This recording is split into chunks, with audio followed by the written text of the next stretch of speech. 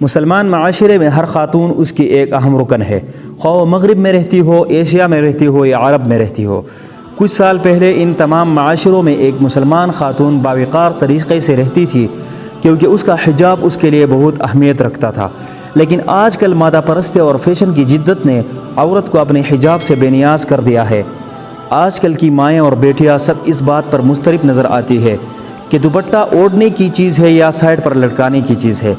اس پر اکبر آبادی کا ایک شعر مجھے یاد آیا، بے پردہ کل جو نظر آئی چند بیبیاں، بے پردہ کل جو نظر آئی چند بیبیاں، اکبر زمین میں غیرتی قومی سے گڑ گیا۔ پوچھا جو ان سے آپ کا پردہ وہ کیا ہوا، پوچھا جو ان سے آپ کا پردہ وہ کیا ہوا، کہنے لگی کہ عقل پہ مردوں کی پڑ گیا۔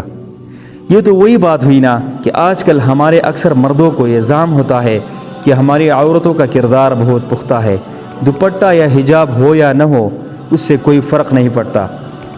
یہ سب ان کا بھولا پن یا عقل پر پردہ ہی تو ہے۔ بھٹکیلا لباس پہن کر بن سور کر جب عورت باہر نکلتی ہے تو ہر قسم کی نظریں ان پر پڑتی ہے۔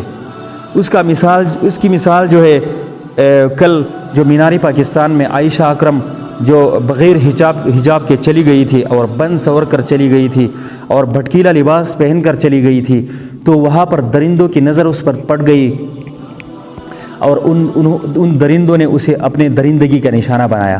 اگر عائشہ اکرم حجاب پہن کر جاتی تو کسی کی جرات نہیں ہوتی کہ اس کو چھیڑتے۔ اس لیے تو حضور نبی کریم صلی اللہ علیہ وسلم کی ازواج مطہرات جو کہ کائنات کی پاک دامن عورتیں ہیں، حضور صلی اللہ علیہ وسلم کی ازواج مطہرات یعنی ام المؤمنین کو اللہ تعالیٰ کی طرف سے حجاب کا حکم دیا گیا ہے۔ سورہ احزاب کی آیت نمبر 59 میں اللہ تعالیٰ فرماتے ہیں، اے نبی صلی اللہ علیہ وسلم اپنی بیویوں اور صاحبزادیوں سے اور مسلمانوں کی عورتوں سے کہہ دو وہ اپنے اوپر اپنی چادریں لٹکا لیا کرے، اس سے بہت جلد ان کی شناخت ہو جایا کرے گی، پھر نہ ستائی جائے گی، اور اللہ تعالیٰ بخشنے والا اور مہربان ہے۔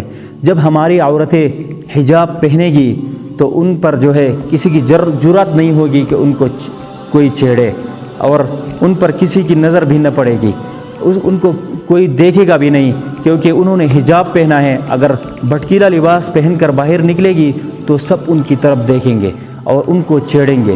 تو اللہ تعالیٰ ہمیں ان باتوں پر عمل کرنے کی توفیق عطا فرمائے اور ہماری عورتوں کو جو ہے حجاب پہننے کی توفیق عطا فرمائے۔ وآخر دعوانا الحمدللہ رب العالمین۔